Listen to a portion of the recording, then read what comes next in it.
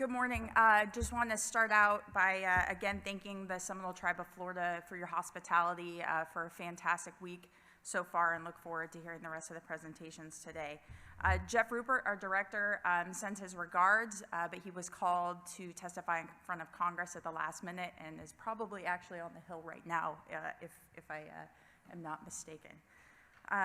So as part of my update today, I'm going to cover a quick recap of the 2018 fire season, highlight our active management initiative, including updates on the executive order and subsequent secretarial order, and then some of our successes from 2018. I'm also going to cover our technology update, as well as, which includes some of our information about our UAS program.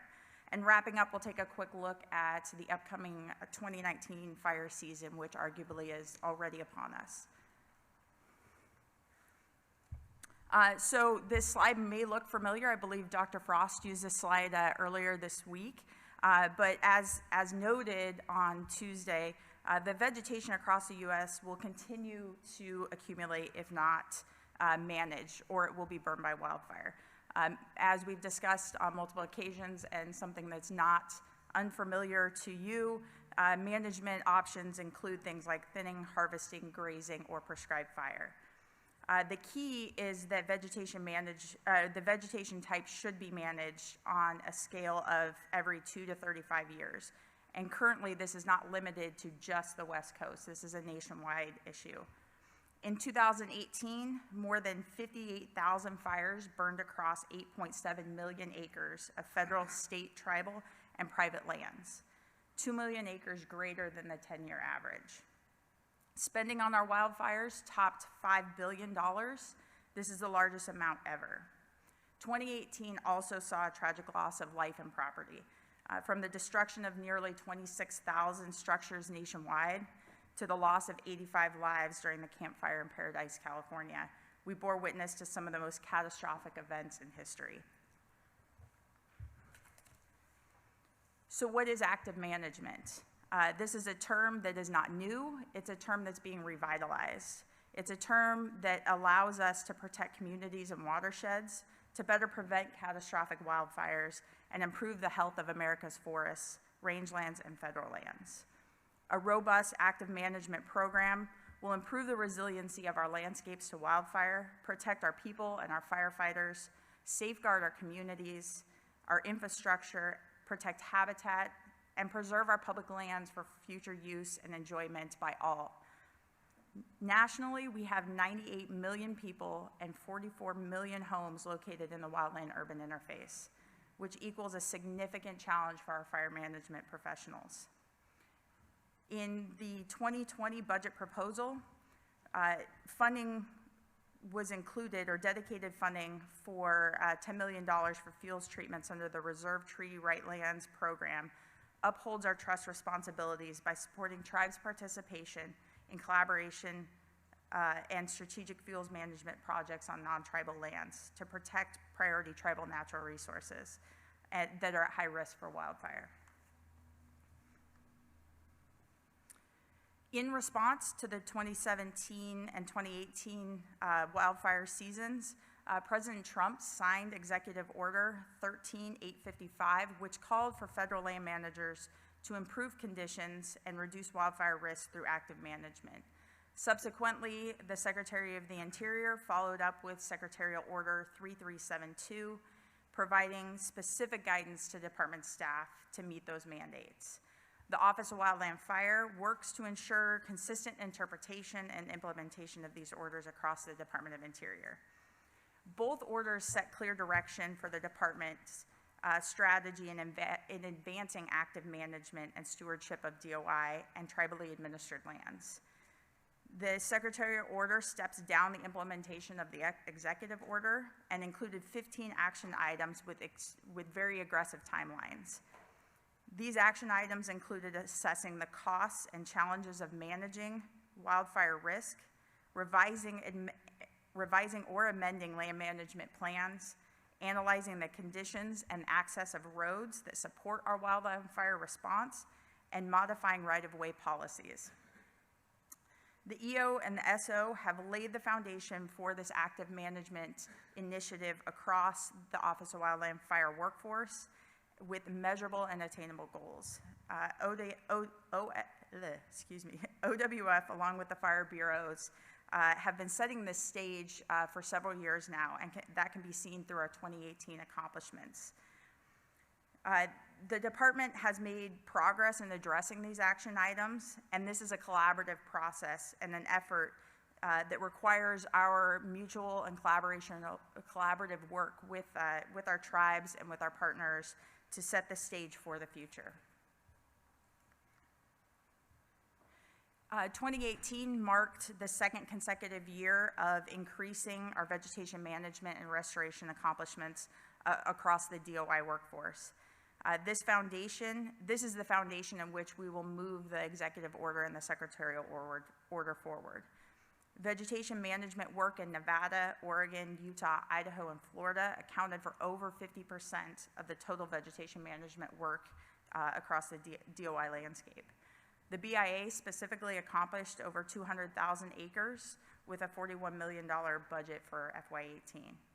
Again, the collaborative approach with our partners to accomplish this work is what made this successful. None of this would be possible without our partners to be able to accomplish this work.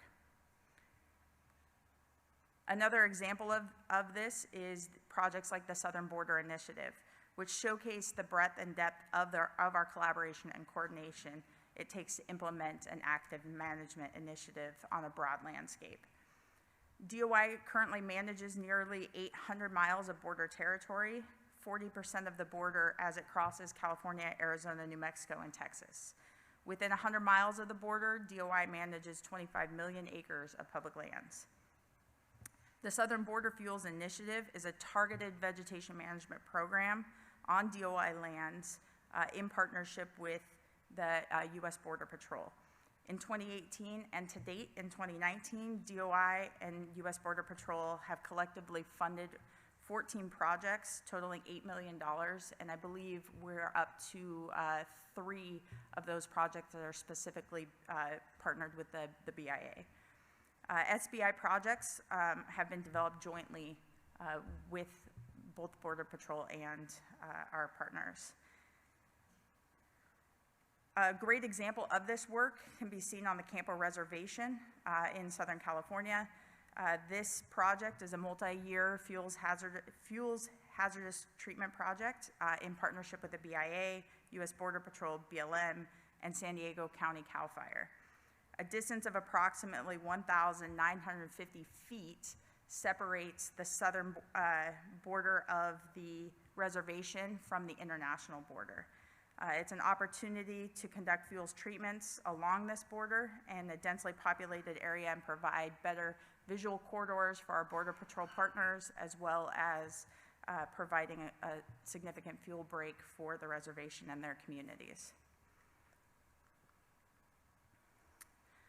As part of our tribal trust responsibilities, Office of Wildland Fire continues to work closely with BIA, the tribes, and partners such as the Intertribal Timber Council to execute the department's fiduciary trust responsibilities on trust lands and manage sustainability to enrich communities for future generations.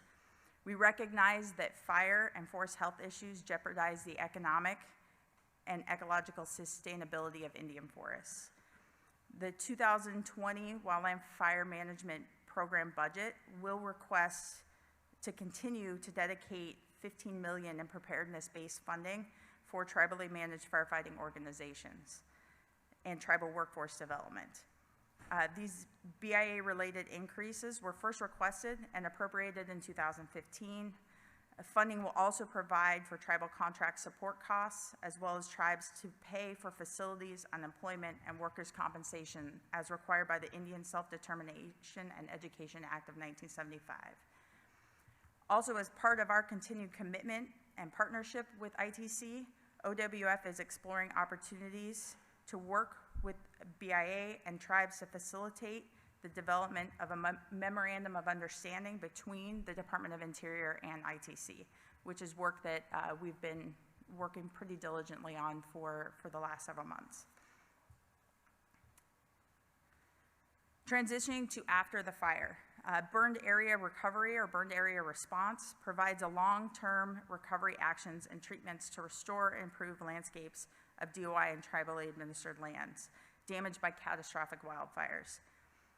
In 2018, DOI completed over 1.3 million acres of rehabilitation and stabilization work on fire-impacted areas, both in the wildland and in the wildland urban interface. This is an 8% increase over prior year's work. Recognizing the severity of the fires in the Pacific Northwest over the last 5 years, Office of Wildland Fire has been able to secure an additional $5 million for the BIA in BAR funding for this restoration work. Funding for BAR totaled $20.5 million in FY 18 and 19, and the budget request going forward for FY 2020 is $9.5 million, which is consistent with the 2 prior years. Improvements in tech also allow managers and firefighters to tackle their challenges. Wildland Fire Information Technology Program, or WIFIT, is a collaborative effort between the Department of Interior, the U.S. Department of Agriculture, Forest Service, to invest in information and technology products for effective wildland fire management.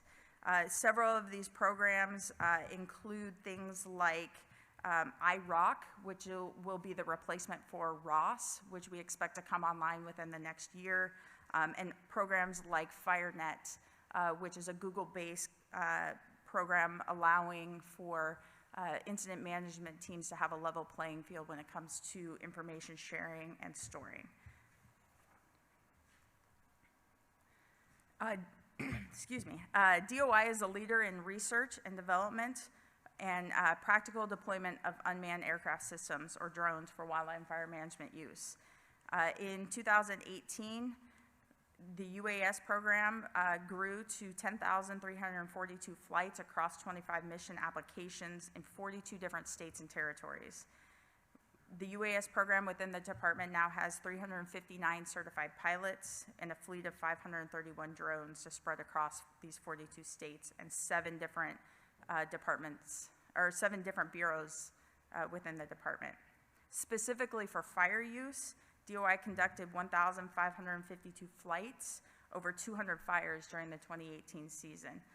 These included actions from these drones included aerial ignition, mapping, monitoring, spot fire detection, and highlighting escape routes.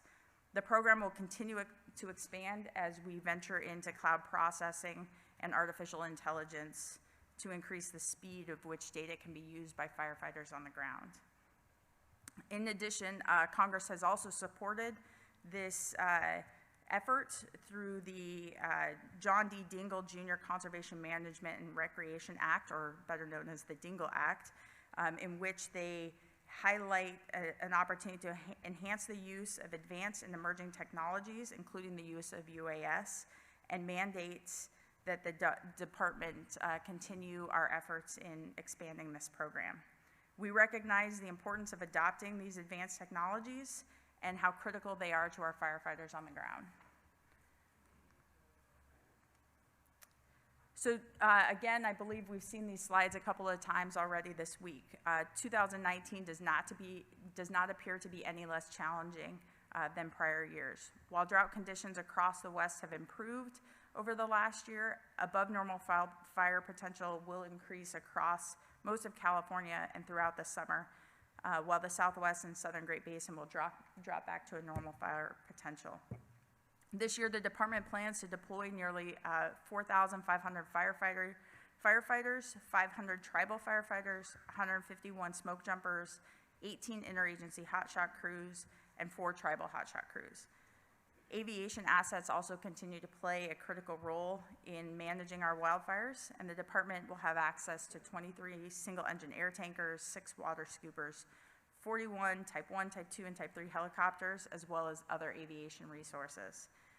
We want to emphasize that these resources complement other federal, state, tribal, and local resources, as well as those made available by rural fire departments. Together, these assets form the foundation for interoperable, collaborative approach to firefighting.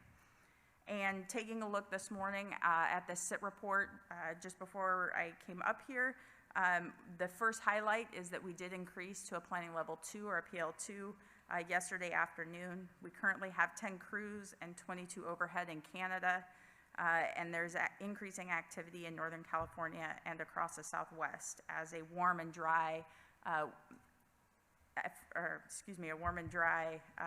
push goes across the Pacific Northwest as well. Thank you again for the opportunity to share an update from the Office of Wildland Fire, and we look forward to our continued partnership and collaboration with the Intertribal Timber Council.